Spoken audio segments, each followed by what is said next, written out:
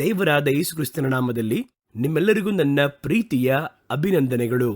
ಇವತ್ತು ನಾವು ಮತ್ತಾಯ 24ನೇ ಅಧ್ಯಾಯ 5-6 ವಾಕ್ಯಗಳನ್ನು ನಮ್ಮ ಧ್ಯಾನಕ್ಕೋಸ್ಕರವಾಗಿ ಮತ್ತಾಯ 24ನೇ ಅಧ್ಯಾಯ 5-6 ವಾಕ್ಯಗಳನ್ನು ತೆಗೆದುಕೊಂಡಿದ್ದೇವೆ. 5ನೇ ವಾಕ್ಯವು ಹೇಳುತ್ತದೆ, ಅದರಲ್ಲಿ 4ನೇ ವಾಕ್ಯದಿಂದಲೇ ಓದೋಣ. ಯೇಸು ಅವರಿಗೆ ಉತ್ತರವಾಗಿ ಹೇಳಿದ್ದೇನೆಂದರೆ, ಯಾರಾದರೂ ನಿಮ್ಮನ್ನ ಮೋಸಗೊಳಿಸಾರು, ನೋಡಿಕೊಳ್ಳಿರಿ. ಮುಂದಿನ ವಾಕ್ಯ ಹೇಳುತ್ತದೆ, ಯಾಕೆಂದರೆ ಅನೇಕರು ಬಂದು ನನ್ನ ಹೆಸರನ್ನ ಎತ್ತಿಕೊಂಡು ನಾನು ಕ್ರಿಸ್ತನು ಎಂದು ಹೇಳಿ ಎಷ್ಟೋ ಜನರನ್ನ ಮೋಸಗೊಳಿಸುವರು. ಕಡೆಯ ಕಾಲದ ಗುರುತುಗಳಲ್ಲಿ ಬಹು ಮುಖ್ಯವಾಗಿರುವ ಗುರುತಾಗಿ ದೇವರು ಹೇಳಿರುವಂತಹ ಕಾರ್ಯ ವಂಚಿಸುವವರು. ಮೋಸಗೊಳಿಸುವವರು ಯಾರಂದ್ರೆ, ಸತ್ಯದ ಹಾಗೆ ಮಾತಾಡಿ ಸತ್ಯವಲ್ಲದ ತದ್ವಿರುದ್ಧವಾದ ಕಾರ್ಯಗಳನ್ನು ಸತ್ಯ ಎಂಬುದಾಗಿ ನಂಬಿಸಿ ನಮ್ಮನ್ನು ಯಾಮಾರಿಸುವವರಿದ್ದಾರೆ ನೋಡಿ, ಅವರಿಗೆ ಹೆಸರು ಮೋಸಗೊಳಿಸುವವರು. ಇವರೇನು ಮಾಡ್ತಾರೆ ಅಂದರೆ, ಒಂದು ಒಳ್ಳೆ ಪ್ರಾಡಕ್ಟ್ ಥರ ಹೇಳ್ತಾರೆ, ಅದರಲ್ಲಿ ಒಳ್ಳೆಯದಿರುವ ಹಾಗೆ ತೋರಿಸುತ್ತಾರೆ. ಕಡೆಯದಾಗಿ ನೋಡುವುದಾದರೆ ಅದು ನಮ್ಮ ಶರೀರಕ್ಕೂ ಅಥವಾ ನಮ್ಮ ಆತ್ಮಿಕ ಕಾರ್ಯಗಳಿಗೂ ಬಹಳ ದೊಡ್ಡ ಕೆಡುಕನ್ನು ಉಂಟು ಮಾಡುತ್ತದೆ. ಈ ರೀತಿ ನಂಬಿಸಿ ನಮ್ಮನ್ನು ಯಾಮಾರಿಸುವವರಿದ್ದಾರೆ ನೋಡಿ, ಅದಕ್ಕೆ ಹೆಸರು ಮೋಸಗೊಳಿಸುವವರು. ಹಾಗಾಗಿ ವಂಚಕರ ಕುರಿತಾಗಿ ಬಹಳ ಎಚ್ಚರವಾಗಿರಬೇಕು ಎಂಬುದಾಗಿ ಕಡೆಯ ಕಾಲದಲ್ಲಿ ಕರ್ತನಾಗಿರುವ ಯೇಸು ಕ್ರಿಸ್ತನು ನಮಗೆ ಪ್ರಕಟಿಸಿ ಹೇಳಿದ್ದಾರೆ. ಇವರು ಬಂದು ಏನು ಮಾಡ್ತಾರೆ ಅಂದರೆ, ದೇವರ ಸೇವಕರ ಹಾಗೆ ಒಬ್ಬ ಪ್ರವಾದಿಯ ರೀತಿಯಲ್ಲಿ ತಮ್ಮನ್ನು ತೋರ್ಪಡಿಸಿಕೊಂಡವರಾಗಿ ಜನಗಳನ್ನು ದೇವರನ್ನು ಬಿಟ್ಟು ದಾರಿ ತಪ್ಪುವಂತೆ ಮಾಡುತ್ತಾರೆ. ಸೇವಕರ ರೀತಿಯಲ್ಲಿ ಬಂದರೆ ಪರವಾಗಿಲ್ಲ. ಮತ್ತೊಂದು ಗುಂಪು ಯಾವ ರೀತಿ ಬರ್ತಾರೆ ಅಂದರೆ, ಕ್ರಿಸ್ತನ ಹಾಗೆ ಬರ್ತಾರೆ. ಯೇಸು ಇಲ್ಲೇ ಇದ್ದಾರೆ, ನಾನು ನೋಡಿದೆ ಎಂಬುದಾಗಿ ಹೇಳುವವರು ಒಂದು ಗ್ರೂಪು. ಮತ್ತೊಂದು ಗ್ರೂಪ್ ಯಾವ ರೀತಿ ಅಂದರೆ, ನಾನೇ ಯೇಸು, ನನ್ನನ್ನು ಹಿಂಬಾಲಿಸಿರಿ ಎಂಬುದಾಗಿ ಹೇಳಿ ಅವರು ಯೇಸುವಿನ ಹಾಗೆ ವಸ್ತ್ರವನ್ನು ಧರಿಸುವುದು, ಯೇಸುವಿನ ಹಾಗೆಯೇ ಅವರ ಒಂದು ಬಿಂಬವನ್ನು ಮಾರ್ಪಡಿಸಿಕೊಳ್ಳುವಂಥದ್ದನ್ನು, ಅವರ ಹಾಗೆ ನಡೆಯುವುದು, ಮಾತಾಡುವುದು, ಇಂಥ ಕಾರ್ಯಗಳನ್ನು ಮಾಡಿ ಸಾಧ್ಯವಾದರೆ ಸ್ವಲ್ಪ ಅದ್ಭುತಗಳನ್ನು ಕೂಡ ಮಾಡಿ ಜನಗಳನ್ನು ತಮ್ಮ ಕೈವಶ ಮಾಡಿಕೊಂಡಿರುತ್ತಾರೆ. ಅವ್ರು ಹೇಳ್ತಾರೆ, ಕಡೆಯ ಕಾಲದಲ್ಲಿ ಬರುವಂತಹ ಅವತಾರ ನಾನೇ ಎಂಬುದಾಗಿ ಹೇಳ್ತಾರೆ. ಇದರಲ್ಲಿ ಏನು ದೊಡ್ಡ ವಿಶೇಷವೆಂದರೆ, ಇದರ ನಂಬುವುದಕ್ಕೆ ಒಂದು ಗುಂಪಿದ್ದಾರೆ. ಈ ಮೋಸ ಮಾಡುವವರು ಎಲ್ಲ ಕ್ಷೇತ್ರದಲ್ಲಿಯೂ ಬರ್ತಾರೆ. ದೇವರ ಮಕ್ಕಳ ನಡುವೆ ಒಬ್ಬ ಅಪೊಸ್ತಲ ರೀತಿಯಲ್ಲಿ ಬರುತ್ತಾರೆ, ಒಬ್ಬ ಕುರುಬನ ಹಾಗೆ ಬರುತ್ತಾರೆ, ಒಬ್ಬ ಪ್ರಾಫಿಟ್ ರೀತಿ, ಒಬ್ಬ ಪ್ರವಾದಿಯಂತೆ ಬರುತ್ತಾರೆ, ಒಂದು ಸಭೆಯ ಬೋಧಕನ ಹಾಗೆ ಬರುತ್ತಾರೆ. ಒಳ್ಳೆ ವಾಕ್ಯವನ್ನು ಮಾತಾಡುವಂತೆ ತೋಚುತ್ತದೆ. ಒಳಗೆ ನೀವು ತೀಕ್ಷ್ಣವಾಗಿ ನೋಡುವುದಾದರೆ ಅದರಲ್ಲಿ ಕರ್ತನ ಕಾರ್ಯಗಳಿಗೆ ವಿರುದ್ಧವಾಗಿರುವ ಒಂದು ಕಾರ್ಯವನ್ನು ಮರೆಯಾಗಿಟ್ಟಿರ್ತಾರೆ. ಪೂರ್ಣವಾಗಿ ಸುಳ್ಳು ಹೇಳುವುದಿಲ್ಲ. ಅವರು ಬಹಳ ಕಾರ್ಯಗಳನ್ನು ಸತ್ಯದ ಹಾಗೆ ತೋರ್ಪಡಿಸಿ ನಮ್ಮನ್ನು ನಂಬಿಸುವಂತೆ ಮಾತಾಡಿ ಒಳಗೊಳಗೆ ಬೇರೆ ಒಂದು ಕಾರ್ಯವನ್ನು ಮರೆಯಾಗಿಟ್ಟಿರ್ತಾರೆ. ಇದಕ್ಕೆ ಹೆಸರು ಮೋಸ ಮಾಡುವುದು, ನಂಬಿಸಿ ಯಾಮಾರಿಸುವಂಥದ್ದು. ಈ ಒಂದು ವಂಚನೆ ಆದಿಯಲ್ಲಿ ಏದೇನ್ ತೋಟದಲ್ಲಿ ಮೊದಲು ಆರಂಭವಾಗಿದ್ದು. ಸೈತಾನನನ್ನು ನೋಡಿ ಅವಳನ್ನು ವಂಚಿಸುವುದಕ್ಕೆ ಮಾತಾಡಿದ ಕಾರ್ಯಗಳು ಎಲ್ಲವೂ ಸತ್ಯವೇ, ಆದರೆ ಅದರಲ್ಲಿ ಒಂದೇ ಒಂದು ಸುಳ್ಳನ್ನು ಮಾತ್ರ ಇಟ್ಟಿದ್ದ. ಆ ಸುಳ್ಳನ್ನು ಎಲ್ಲಾದರೂ ಮೊದಲೋ ನಡುವೆಯೋ ಅಥವಾ ಕಡೆಯದಾಗಿ ಬೆರೆಸುತ್ತಾರೆ. ಮೊದಲು ಅವರು ತಂದದ್ರಲ್ಲಿ ನೀವು ಸಾಯುವುದೇ ಇಲ್ಲ ಎನ್ನುವಂಥದ್ದೇ ಸುಳ್ಳು. ಉಳಿದಿದ್ದೆಲ್ಲ ನೋಡಿ, ಕಣ್ಗಳು ತೆರೆಯಲ್ಪಡುತ್ತವೆ, ಒಳ್ಳೆಯದರ ಕೆಟ್ಟದರ ಅರಿವು ಉಂಟಾಗುತ್ತದೆ, ಎಲ್ಲವೂ ಸತ್ಯವೇ. ಆದರೆ ಒಂದೇ ಒಂದು ಮಾತು ಮಾತ್ರವೇ ಸುಳ್ಳನ್ನು ಬೆರೆಸಿದ್ದರು. ಯಾವಾಗಲೂ ನೀವು ನೋಡಿ, ವಿಷಕ್ಕಿಂತಲೂ ವಿಷ ಬೆರೆಸಲ್ಪಟ್ಟಂತಹ ವಸ್ತುವೇ ಅಪಾಯವಾದದ್ದು. ಒಂದು ಆಹಾರದ ವಸ್ತುವಲ್ಲಿ ವಿಷವನ್ನು ಬೆರೆಸಿ ಪಕ್ಕದಲ್ಲಿ ಒಂದು ಬಾಟಲ್ನಲ್ಲಿ ಪೂರ್ಣ ವಿಷವನ್ನು ಇಟ್ಟಿದ್ದರೆ ಪೂರ್ಣ ವಿಷ ಅಪಾಯವಾದದ್ದಲ್ಲ, ಅದನ್ನು ಸೇವಿಸುವ ಆಹಾರದಲ್ಲಿ ಬೆರೆಸಿದ್ದಾರೆ ನೋಡಿ, ಅದುವೇ ಬಹಳ ಅಪಾಯವಾದದ್ದು. ಮಕ್ಕಳು ಕೈ ಇಡುತ್ತಾರೆ, ನಾವೇ ಗೊತ್ತಿಲ್ಲದೆ ಹೋಗಿ ಅದರೊಳಗೆ ಕೈ ಇಟ್ಬಿಡ್ತೀವಿ. ವಿಷ ಎಂಬುದಾಗಿ ಬರೆದು ಒಂದು ಬಾಟಲ್ ಇಟ್ಟಿದ್ರೆ ಅದನ್ನು ನೋಡಿದ ಕೂಡಲೇ ಅದು ವಿಷ ಎಂಬುದಾಗಿ ಗೊತ್ತಾಗುತ್ತೆ. ವಂಚನೆ ಎನ್ನುವುದು ಏನು? ಹಲವು ಸತ್ಯಗಳ ನಡುವೆ ಒಂದು ಸುಳ್ಳನ್ನು ಬೆರೆಸಿ ಎಲ್ಲ ಸತ್ಯಗಳನ್ನು ಸುಳ್ಳಾಗಿ ಮಾರ್ಪಡಿಸುವುದು. ಒಂದು ಸ್ಥಳದಲ್ಲಿ ಒಂದು ಸ್ವಲ್ಪ ಆ ಸುಳ್ಳನ್ನು ಬೆರೆಸಿದರೆ ಸತ್ಯ ಪೂರ್ತಿಯಾಗಿಯೂ ಅಲ್ಲಿ ಸುಳ್ಳಾಗಿ ಮಾರ್ಪಡುತ್ತದೆ. ಹಾಲಿನಲ್ಲಿ ಒಂದು ತೊಟ್ಟು ವಿಷವನ್ನು ಬೆರೆಸಿದರೆ ಹಾಲು ಪೂರ್ತಿ ವಿಷವಾಗುತ್ತದೆ. ಆದರೆ ಒಂದು ಬಾಟಲ್ ಪೂರ್ತಿಯಾಗಿರುವ ವಿಷಯದಲ್ಲಿ ನೀವು 1 ಲೀಟರ್ ಹಾಲನ್ನು ಬೆರೆಸಿದರೂ ಕೂಡ ವಿಷ ಹಾಲಾಗುವುದಿಲ್ಲ, ಅದು ವಿಷವಾಗುತ್ತದೆ. ಆದ್ದರಿಂದ ಸುಳ್ಳಿಗೆ ನಾವು ಬಹಳ ಗಮನವಾಗಿರಬೇಕು, ಎಚ್ಚರಿಕೆ ಉಳ್ಳವರಾಗಿರಬೇಕು. ಕೆಲವರನ್ನ ನೋಡಬೇಕಾದ್ರೆ ಹೇಳ್ಬೇಕಾದ್ರೆ ಗೊತ್ತಾಗುತ್ತೆ, ಸುಳ್ಳು ಹೇಳ್ತಾ ಇದ್ದಾನೆ, ಯಾಮಾರಿಸುತ್ತಾನೆ, ಅದು ವಾಕ್ಯಕ್ಕೆ ವಿರುದ್ಧವಾಗಿ ಮಾತಾಡ್ತಾರೆ ಅಂತ ಗೊತ್ತಾಗುತ್ತೆ. ಅದನ್ನು ನಂಬುವಂಥ ಒಂದು ಗುಂಪು ಇದೆ. ಮತ್ತೊಂದು ಕಡೆ ನೋಡುವುದಾದರೆ ಒಳ್ಳೆ ವಾಕ್ಯ ಮಾತಾಡುವಂತೆ, ಬೋಧನೆ ಮಾಡುವ ರೀತಿಯಲ್ಲಿ, ಅದ್ಭುತಗಳನ್ನು ಮಾಡುವ ರೀತಿಯಂತಹ ಕಾರ್ಯಗಳನ್ನು ತೋರಿಸಿ ಜನಗಳನ್ನು ವಂಚಿಸುತ್ತಾರೆ. ಈಗಿರುವ ಕಾಲದಲ್ಲಿ ನೋಡುವುದಾದರೆ ಬಹಳ ಮಂದಿ ಅದ್ಭುತ ಮಾಡುವ ರೀತಿಯಲ್ಲಿ ತೋರಿಸಿ ಜನಗಳನ್ನು ನಂಬಿಸುತ್ತಾರೆ. ಒಬ್ಬರು ಅದ್ಭುತ ಮಾಡಿದರು ವೇದಿಕೆಯಲ್ಲಿ ಅಂತ ಹೇಳುವುದಾದರೆ ಅವರು ದೇವರ ಕೃಪೆಯನ್ನು ಹೊಂದಿದವರು, ಆಶೀರ್ವಾದವನ್ನು ಪಡೆದವರೆಂಬುದಾಗಿ ನಂಬುವಂತಹ ಮನಪಕ್ವತೆ ಅನೇಕ ಕ್ರೈಸ್ತರ ಒಳಗೆ ಇರುವಂಥದ್ದಾಗಿದೆ.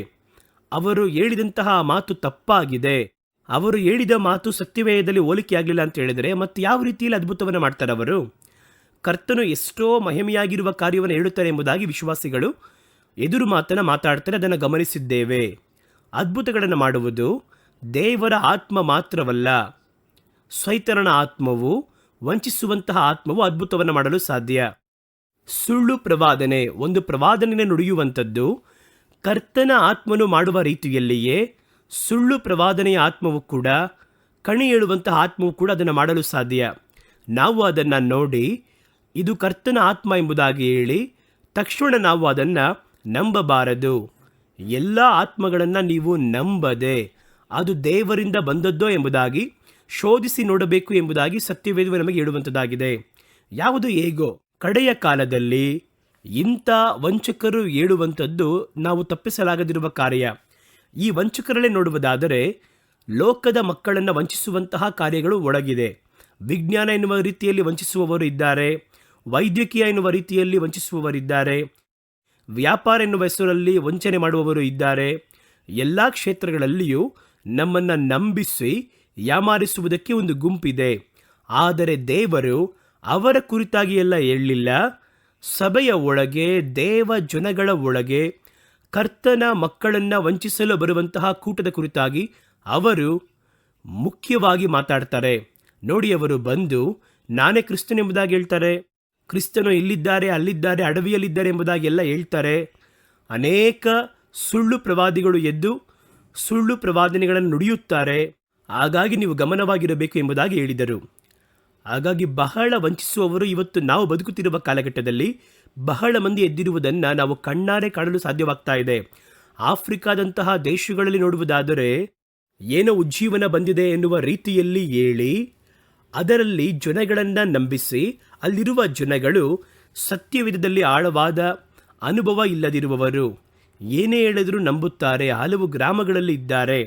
ಅವರ ನಡುವೆ ಹೋಗಿ ಬಹಳ ಸೇವಕರುಗಳು ಅವರನ್ನು ದರ್ಶನವನ್ನು ಹೇಳಿ, ಪ್ರವಾದನೆಯನ್ನು ಹೇಳಿ, ಅದ್ಭುತ ನಡೆಯುತ್ತದೆ ಎಂಬುದಾಗಿ ಹೇಳಿ, ದೆವ್ವಗಳ ಮೂಲಕವಾಗಿ ಅದ್ಭುತವನ್ನು ಮಾಡಿ ಜನಗಳನ್ನು ನಂಬಿಸಿ ತಮಗೆ ಗುಲಾಮರಾಗಿ ಇಟ್ಟುಕೊಳ್ಳುತ್ತಾರೆ. ಬಹಳ ವಿಡಿಯೋ ಬರುತ್ತದೆ. ಆ ವಿಡಿಯೋ ನೋಡಬೇಕಾದರೆ ಬಹಳ ಆಶ್ಚರ್ಯವಾಗಿರುತ್ತೆ.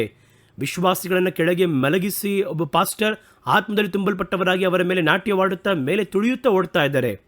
ಎಲ್ಲರೂ ಅವರು ತುಳಿಯುತ್ತಾ ಅವರು ಆತ್ಮದಲ್ಲಿ ತುಂಬಲ್ಪಡ್ತಾ ಇದ್ದಾರೆ.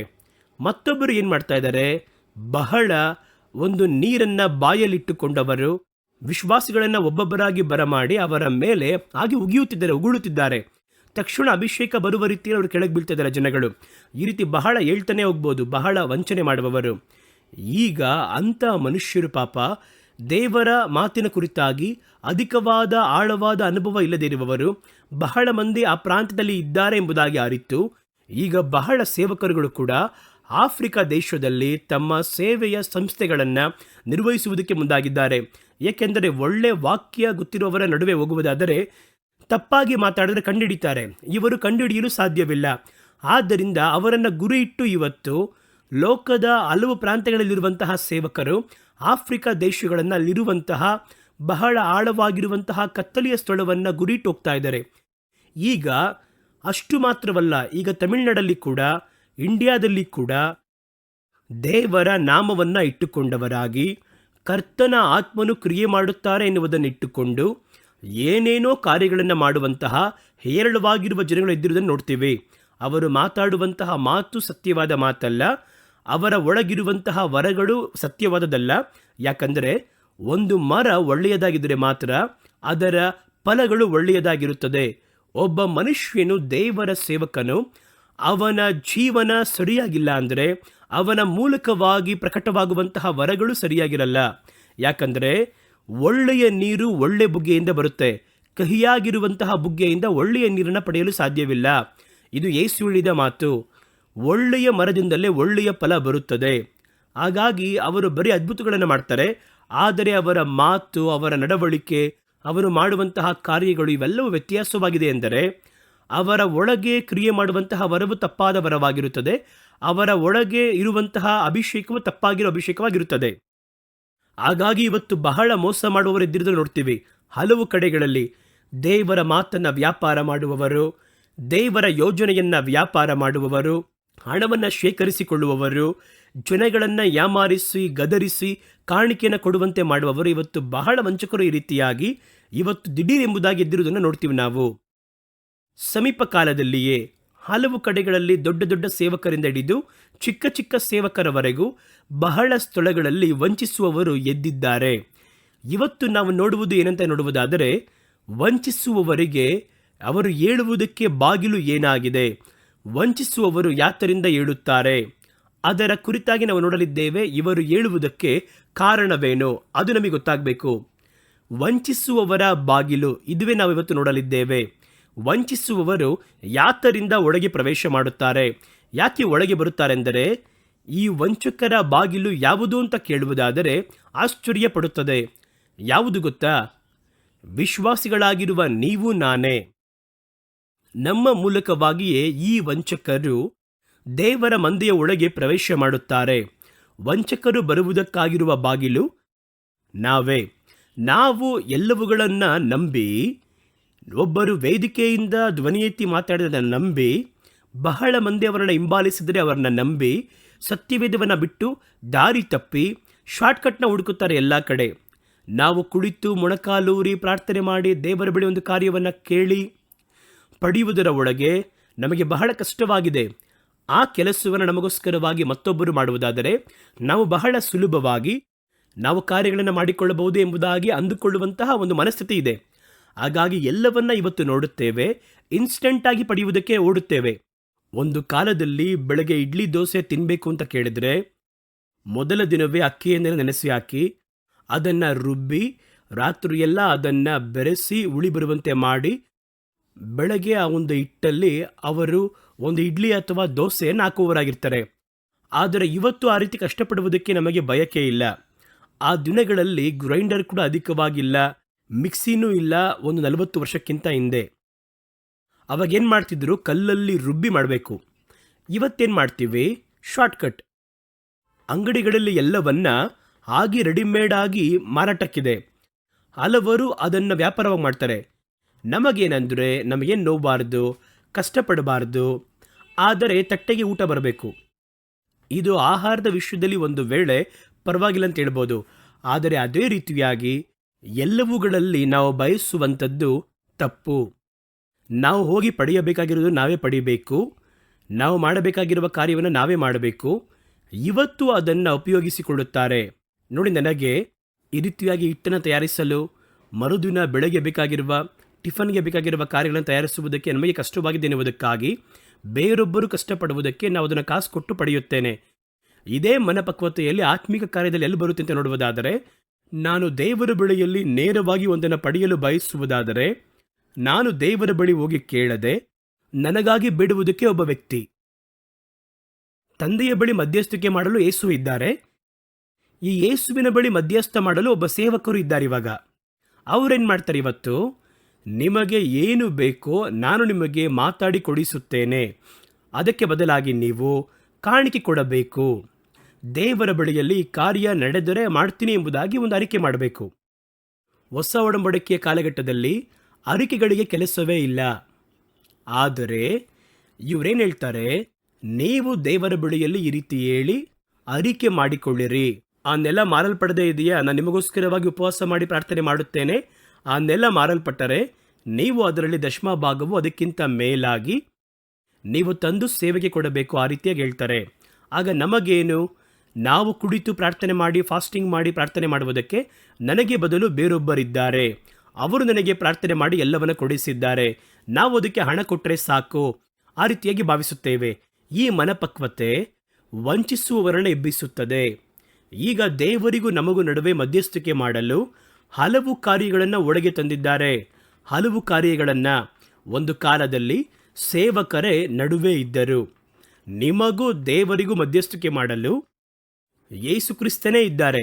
ಅವರೇ ನಮಗೆ ಮಧ್ಯಸ್ಥನು ಎಂಬುದಾಗಿ ವಾಕ್ಯ ಹೇಳುತ್ತದೆ. ಇವಾಗೇನೆಂದರೆ ಯೇಸು ಕ್ರಿಸ್ತನ ಬಳಿ ಹೋಗುವುದಕ್ಕೆ ನಡುವೆ ಒಬ್ಬ ವ್ಯಕ್ತಿ ಬೇಕಾಗಿದ್ದಾರೆ, ಒಂದು ಏಜೆಂಟ್. ಇವರು ನಮಗಾಗಿ ಹೋಗಿ ಯೇಸುವಿನ ಬಳಿ ಮಾತಾಡ್ತಾರೆ, ಯೇಸು ಹೋಗಿ ತಂದೆಯ ಬಳಿ ಮಾತಾಡ್ತಾರೆ, ತಂದೆ ನಮಗೆ ಸಹಾಯ ಮಾಡ್ತಾರೆ. ಇದು ಏನು ಕಾನ್ಸೆಪ್ಟ್ ಇದು ಸತ್ಯವೇದದಲ್ಲಿ ಎಲ್ಲೂ ಇಲ್ಲ. ಒಂದು ವೇಳೆ ಒಬ್ಬನು ಬಲಹೀನತೆಯುಳ್ಳವನಾಗಿದ್ದರೆ ಅವನು ಪ್ರಾರ್ಥನೆ ಮಾಡುವಾಗ ನಾವು ಅವನಿಗೆ ಸಪೋರ್ಟ್ ಮಾಡಿ ಪ್ರಾರ್ಥನೆ ಮಾಡಬಹುದು. ಭೂಮಿಯಲ್ಲಿ ಇಬ್ಬರು ಒಂದು ಕಾರ್ಯದ ಕುರಿತಾಗಿ ಒಮ್ಮನಸ್ಸುಳ್ಳವರಾಗಿದ್ದರೆ ಎಂಬುದಾಗಿ ಸತ್ಯವೇದ ಹೇಳುತ್ತದೆ. ಅವರು ಪ್ರಾರ್ಥನೆ ಮಾಡ್ತಾರೆ, ನಾವು ಪ್ರಾರ್ಥನೆ ಮಾಡಬಹುದು. ಆದರೆ ಇಲ್ಲಿ ನಾವು ಏನನ್ನು ಪ್ರೋತ್ಸಾಹ ಮಾಡ್ತೀವಿ ಅಂದರೆ, ನೀವು ಪ್ರಾರ್ಥನೆ ಮಾಡೋ ಅವಶ್ಯವಿಲ್ಲ, ನೀವು ನಿಮ್ಮ ಕೆಲಸ ನೋಡಿ, ನಾವಿದ್ದೇವೆ, ನಿಮಗೋಸ್ಕರವಾಗಿ ಪ್ರಾರ್ಥನೆ ಮಾಡಲು ಕಾದಿದ್ದೇವೆ, ನಮಗೆ ಒಂದು ಪಟಿಷನ್ ಬರೆದಾಕ್ರಿ, ನಾವು ಅದನ್ನು ಯೇಸುವಿನ ಬಳಿ ಕೊಡುತ್ತೇವೆ, ಯೇಸು ಅದನ್ನು ತಂದೆಯ ಬಳಿಗೆ ಕೊಡುತ್ತಾರೆ, ತಂದೆ ನಿಮಗೆ ನೇರವಾಗಿ ಕೊಡುತ್ತಾರೆ, ನೀವು ನಮಗೆ ಒಂದು ಕಾಣಿಕೆಯನ್ನು ಕೊಟ್ಟು ಬಿಡಿ. ಹಾಗಾಗಿ ಎಲ್ಲವನ್ನ ಹಣದಲ್ಲಿ ಸಾಧಿಸಬಹುದು ಎನ್ನುವಂತಹ ಒಂದು ಮನಸ್ಥಿತಿಯು ಇವತ್ತು ಕ್ರೈಸ್ತ ಸಮುದಾಯದಲ್ಲಿ ತಂದಿದ್ದಾರೆ. ಹಾಗಾಗಿ ಈ ಮಧ್ಯಸ್ಥಿಕೆ ಮಾಡುವ ಇನ್ಸ್ಟೆಂಟ್ ಆಗಿರುವ ಕಾರ್ಯಗಳಿಗೆ ಬಹಳ ಕಾರ್ಯಗಳನ್ನು ಹೊಸದಾಗಿ ಕಂಡುಹಿಡಿದಿದ್ದಾರೆ. ಕೆಲವರಿಗೆ ನೋಡಿ ಪ್ರಾರ್ಥನೆಯ ಎಣ್ಣೆ, ಅದನ್ನು ಒಂದು ಒಳ್ಳೆ ಸೇಲ್ಸ್ ಮಾಡ್ತಾ ಇದ್ದಾರೆ. ಎಣ್ಣೆ ಹಚ್ಚಿ ಪ್ರಾರ್ಥನೆ ಮಾಡುವಂಥದ್ದನ್ನು ಸತ್ಯವೇದ ತಪ್ಪು ಅಂತ ಹೇಳ್ತಾ ಇಲ್ಲ, ಆದರೆ ಅದನ್ನು ವ್ಯಾಪಾರ ಮಾಡ್ತಾರೆ ನೋಡಿ. ತಟ್ಟೆಯಲ್ಲಿ ಎಣ್ಣೆಯೆಲ್ಲ ಇಟ್ಟು ಪ್ರಾರ್ಥನೆ ಮಾಡಿದ್ದೇವೆ, ಒಂದು ಎಣ್ಣೆ ಬಾಟಲ್ 10 ರೂಪಾಯಿ ಅಥವಾ 100 ರೂಪಾಯಿ ಕಾಣಿಕೆ ಕೊಟ್ಟು ಇದನ್ನು ಹೊಂದಿಕೊಳ್ಳಬಹುದು. ಎಣ್ಣೆ ಬಾಟಲ್ ಉಚಿತವೇ, ಆದರೆ ಕಾಣಿಕೆ ಕೊಟ್ಟು ಅದನ್ನು ಹೊಂದಿಕೊಳ್ಳಬಹುದು ಎಂಬುದಾಗಿ ಮರೆಮುಖವಾಗಿ ಕಾಣಿಕೆ ಪಡೆಯುವವರು ಇದ್ದಾರೆ. ಈ ಎಣ್ಣೆಯನ್ನು ನೀವು ಪ್ರಾರ್ಥನೆ ಮಾಡೋ ಅವಶ್ಯವಿಲ್ಲ, ಸುಮ್ಮನೆ ತಲೆಯಲ್ಲಿ ಹಾಕಿ ಪ್ರಾರ್ಥನೆ ಮಾಡೋದ್ರೆ ಎಲ್ಲ ಒಳ್ಳೆಯದಾಗುತ್ತೆ ಎಂಬುದಾಗಿ ಹೇಳಿ ದೇವರಿಗೂ ನಮಗೂ ನಡುವೆಯಲ್ಲಿ ಈ ರೀತಿಯಾಗಿ ನೋಡುವುದಾದರೆ ಮಂತ್ರಿಸಿದ ಅಥವಾ ಪ್ರಾರ್ಥನೆ ಮಾಡಿದ ಹ್ಯಾಂಡ್ ಕರ್ಚೀಫ್ ತಕ್ಷಣ ವಾಕ್ಯವನ್ನು ತೋರಿಸಿ ಪೌಲನ ಮೇಲಿದಂತಹ ಕೈಪಾವುಡುಗಳನ್ನು ಹಾಕಿದರು. ಅದು ಎಷ್ಟು ಸ್ಪಷ್ಟತೆ ಆಯಿತೋ ಅದೇ ರೀತಿಯಾಗಿ ಈ ಕರ್ಚೀಫ್ ಎಲ್ಲ ಇಟ್ಟು ನಾನು ಪ್ರಾರ್ಥನೆಯನ್ನು ಮಾಡಿದ್ದೇನೆ, ಪೌಲ್ ಮೇಲೆ ತೆಗೆದುಹಾಕಿದರೆ ಸ್ವಸ್ಥತೆ ಆಗುತ್ತೆ. ನಿಮ್ಮಂತಹ ವ್ಯಾಪಾರಿಯ ಕೈಯಿಂದ ಕೊಡಲ್ಪಟ್ಟಂತಹ ಕರ್ಚೀಫನ್ನು ಹಾಕಿದರೆ ಅದು ಯಾವ ರೀತಿ ಸ್ವಸ್ಥತೆ ಆಗುತ್ತೆ? ಜನಗಳಿಗೆ ಏನು ಬೇಕು ಅಂದರೆ ಇನ್ಸ್ಟೆಂಟಾಗಿ ಒಂದು ನಂಬಿಕೆ ಬೇಕು. ಹಾಗಾಗಿ ಒಂದು ಚಿಕ್ಕ ಪ್ರತ್ಯೇಕ ಕಾಣಿಕೆಯನ್ನು ಕೊಟ್ಟು ಅದನ್ನು ಕ್ರಯಕ್ಕೆ ಪಡೆದುಕೊಳ್ಳಿರಿ. ಆಗ ದೇವರಿಗೂ ನಮಗೂ ನಡುವೆ ದೇವರೊಂದಿಗೆ ನಿಮ್ಮನ್ನು ಸಂಪರ್ಕಪಡಿಸಲು ಆಗದೆ ಎಷ್ಟು ನೂತನವಾಗಿರುವಂತಹ ಕಾರ್ಯಗಳನ್ನು ತಂದಿದ್ದಾರೆ ನೋಡಿ. ಇವತ್ತು ಇನ್ನೂ ಲೇಟೆಸ್ಟ್ ಆಗಿ ಶಾಲೆಗೆ ಹೋಗುವಂತಹ ಮಕ್ಕಳಿಗೆ ಪ್ರಾರ್ಥನೆಯ ಪೆನ್ ಕೊಡ್ತೀವಿ. ಈ ಪೆನ್ ಇಟ್ಟು ನೀವು ಬರೆದರೆ ಗಡಗಡಗಡ ಅಂತ ಉತ್ತರ ಬರಿಬೋದು ಎಂಬುದಾಗಿ ಆಟೋಮೆಟಿಕ್ ಪೇನ ಆ ರೀತಿಯೆಲ್ಲ ಹೇಳಿ ಅದನ್ನು ವ್ಯಾಪಾರ ಮಾಡುವಂತಹ ಗುಂಪಿದ್ದಾರೆ, ಅದನ್ನು ಜಾಹೀರಾತು ಮಾಡುವವರು ಇದ್ದಾರೆ. ಇವತ್ತು ನೂತನ ಜಾಹೀರಾತು ಮುಂಚಿತವಾಗಿ ಒಂದು ಸಂದೇಶದಲ್ಲಿ ನಿಮಗೆ ಹೇಳಿದ್ದೇನೆ. ದೇವರೊಂದಿಗೆ ಮುಂಜಾನೆ ವೇಳೆಯಲ್ಲಿ ನೀವು ವೈಯಕ್ತಿಕವಾಗಿ ಸಮಯ ಕಳೆಯಬೇಕು. ಈಗ ಅದನ್ನು ಕೂಡ ಮಾರ್ಪಡಿಸಿ ಆ ಸಂದರ್ಭದಲ್ಲಿ ಒಬ್ಬ ಸೇವಕನು ಬಂದು ನಿಲ್ಲುತ್ತಾರೆ. 100 ಕನ್ನಡ ಸೇವಕರು ಮುಂಜಾನೆ ದೇವರೊಂದಿಗೆ ನಿಮ್ಮನ್ನು ನಡೆಸುತ್ತೇನೆ ಎಂಬುದಾಗಿ ಪ್ರಾರ್ಥನೆ ಮಾಡಿಸುವುದಕ್ಕೋಸ್ಕರವಾಗಿ ಕಾದಿದ್ದಾರೆ. ಅವರು ಯಾವ ರೀತಿ ಪ್ರಾರ್ಥನೆ ಮಾಡ್ತಾರೆ ಅಂದರೆ, ಅವರು ಒಂದು ವಾಕ್ಯವನ್ನು ಹೇಳಿ, ನಿಮಗೆ ಒಂದು ಆದರಣೀಯ ಮಾತನ್ನು ಹೇಳಿ, ನಿಮಗಾಗಿ ಒಟ್ಟಾರೆ ಅವರು ಪ್ರಾರ್ಥನೆ ಮಾಡಿ ಮುಗಿಸುತ್ತಾರೆ. ನಮಗೇನು ತೃಪ್ತಿಯಾಗುತ್ತದೆ? ಮುಂಜಾನೆ ವೇಳೆಯಲ್ಲಿ ನಾವು ದೇವರೊಂದಿಗೆ ಪ್ರಾರ್ಥನೆ ಮಾಡಿದೆ. ಮುಂಜಾನೆ ವೇಳೆಯಲ್ಲಿ ಅದೆಲ್ಲ ಪ್ರಾರ್ಥನೆ. ಮುಂಜಾನೆ ವೇಳೆಯಲ್ಲಿ ಪರ್ಸ್ನಲ್ ಆಗಿ ದೇವರ ಬಳಿ ಕಾದಿರಬೇಕು. ನಿಮ್ಮ ಬಳಿ ಮಾತಾಡುವುದಕ್ಕೆ ದೇವರು ಒಂದು ಮಾತನ್ನು ಇಟ್ಟಿರ್ತಾರೆ. ಮಧ್ಯಾಹ್ನ ವೇಳೆ ಬಂದರೆ ದೇವರಿಗೂ ನಮ್ಮ ನಡುವೆ ಸೇವಕರು ಬಂದು ನಿಲ್ಲುತ್ತಾರೆ. ಮುಂಜಾನೆ ವೇಳೆಯಲ್ಲಿ ದೇವರಿಗೂ ನಮ್ಮ ನಡುವೆ ಸೇವಕರು ಬಂದು ನಿಲ್ಲುತ್ತಾರೆ. ಸೇವಕರು ಬರಬಾರದು, ಅದು ತಪ್ಪು ಎಂಬುದಾಗಿ ಹೇಳ್ತಾ ಇಲ್ಲ. ಆದರೆ ನೀವು ಬರೀ ಸೇವಕರನ್ನು ಮಾತ್ರ ಹಿಂಬಾಲಿಸಿದರೆ ದೇವರೊಂದಿಗೆ ಯಾವಾಗ ಮಾತಾಡ್ತೀರಾ? ನೀವು ದೇವರೊಂದಿಗೆ ಯಾವಾಗ ತಾನೇ ನೀವು ಸಂಪರ್ಕ ಇಟ್ಕೋತೀರಾ? ದೇವರೊಂದಿಗೆ ಮಾತಾಡಲು ಹೋಗ್ಬೇಕಾದ್ರೆ ಮಧ್ಯ ಒಬ್ಬ ಬಂದು ಇರು ನಿಮಗೋಸ್ಕರವಾಗಿ ಮಾತಾಡ್ತಾನೆ ಎಂಬುದಾಗಿ ಹೇಳಿದ್ರೆ ಹೆಂಗಿರುತ್ತೆ? ನಿಮ್ಮ ಹೆಂಡತಿಯ ಬಳಿಯಲ್ಲಿ ಮಾತಾಡಕ್ಕೆ ಹೋಗ್ತಾ ಇದ್ದಾರೆ, ಮಧ್ಯೆ ಒಬ್ಬ ವ್ಯಕ್ತಿ ಬಂದು ಇರಿ ಬ್ರದರ್, ನೀವು ನನ್ನ ಬಳಿ ಹೇಳಿ ನಾನು ಹೋಗಿ ಹೇಳ್ತೀನಿ ಎಂಬುದಾಗಿ ಹೇಳಿದ್ರೆ ಹೆಂಗಿರುತ್ತೆ? ಅಥವಾ ನಿಮ್ಮ ಪುರುಷರೊಂದಿಗೆ ಮಾತಾಡಬೇಕಾದ್ರೆ ಇಲ್ಲ, ನಡುವೆ ಒಬ್ಬ ವ್ಯಕ್ತಿ ಬಂದಿದ್ದಾರೆ, ಆ ರೀತಿ ಬಂದು ಅಡ್ಡ ನಿಂತರು ಯಾವ ರೀತಿ ಇರುತ್ತೆ ಯೋಚನೆ ಮಾಡಿ ನೋಡ್ರಿ. ನಾವು ಯಾವಾಗ ತಾನೇ ದೇವರ ಬಳಿ ಮಾತಾಡುವಂಥದ್ದು? ಸೇವಕರ ಸಂದೇಶವನ್ನು ಕೇಳಿಬಿಡಿ ಅಂತ ಹೇಳ್ತಾ ಇಲ್ಲ, ಮುಂಜಾನೆ ಪ್ರಾರ್ಥನೆಯನ್ನು ಕೇಳಿಬಿಡಿ ಅಂತ ಹೇಳ್ತಾ ಇಲ್ಲ.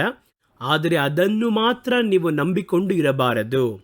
ಮೊದಲು ನೀವು ದೇವರೊಂದಿಗೆ ಸಮಯವನ್ನು ಕಳೆಯಿರಿ, ಕರ್ತನೊಂದಿಗೆ ಮನಬಿಚ್ಚಿ ಮಾತಾಡ್ರಿ, ದೇವರು ಕೊಡುವಂತಹ ಮಾತನ್ನು ನೋಡ್ರಿ. ಅನಂತರ ಮೆಲ್ಲನೆ ಒಂದು 6 ಗಂಟೆಯ ಮೇಲೆ 4 ಗಂಟೆಗೆಲ್ಲ ಇದ್ದು ಪ್ರಾರ್ಥನೆ ಮಾಡಿದರೆ ಒಂದು 6 ಗಂಟೆಯ ಮೇಲೆ ಮುಂಜಾನೆ ಸಂದೇಶಗಳನ್ನು ಕೇಳಿ ದೇವರೊಂದಿಗೆ ಮಾತಾಡುವುದಕ್ಕೆ ಬದಲಾಗಿ ಒಬ್ಬ ಸೇವಕನ ಕಾರ್ಯಕ್ರಮವನ್ನು ಉಪಯೋಗಿಸಬೇಡಿ. ನಮ್ಮ ಪ್ರಸಂಗಪೀಠ ಕಾರ್ಯಕ್ರಮ ಕೂಡ ಸಭೆಗೆ ಹೋಗಲಾಗದಿರುವಂತಹ ಸ್ಥಿತಿಯಲ್ಲಿರುವವರಿಗೆ ವಿನಃ ನೀವು ದೇವರೊಂದಿಗೆ ನೇರವಾದ ಸಂಪರ್ಕ ಇಟ್ಟುಕೊಳ್ಳುವಂಥದ್ದೇ ನಿಮಗೆ ಬಹಳ ಒಳ್ಳೆಯದು.